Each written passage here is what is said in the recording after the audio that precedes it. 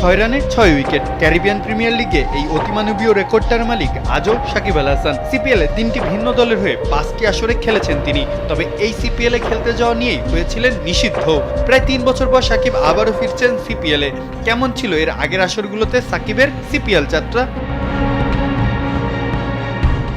নিজের প্রথম আসরেই Trinidad and টোবাগোর বিপক্ষেই করেছিলেন সেই ঐতিহাসিক রেকর্ড। 4 ওভার হাত ঘুরিয়ে 1 মেডেন সহ 6 উইকেট। 2013 সালে সিপিএলে সেবার 8 ম্যাচে 11 উইকেট নিলেও ব্যাট হাতে সেভাবে জ্বলে উঠতে পারেননি। করেছিলেন মোটে 22 রান। সাকিবের সবচেয়ে সফল ছিল 2016 সিজন।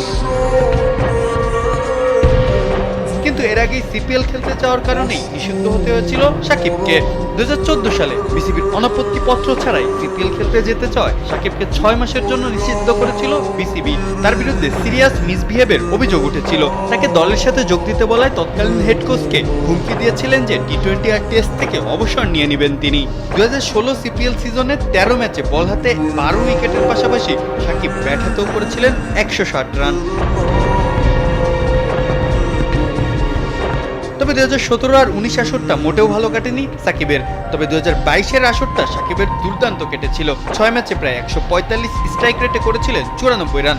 বল হাতে নিয়েছিলেন 8 উইকেট।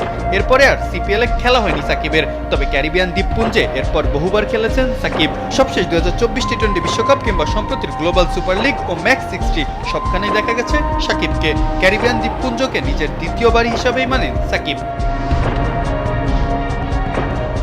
দীর্ঘ বিরতির পর আবারও ফিরছেন চিরচেনা ডেরায়। মিশনটা বেশ কঠিন।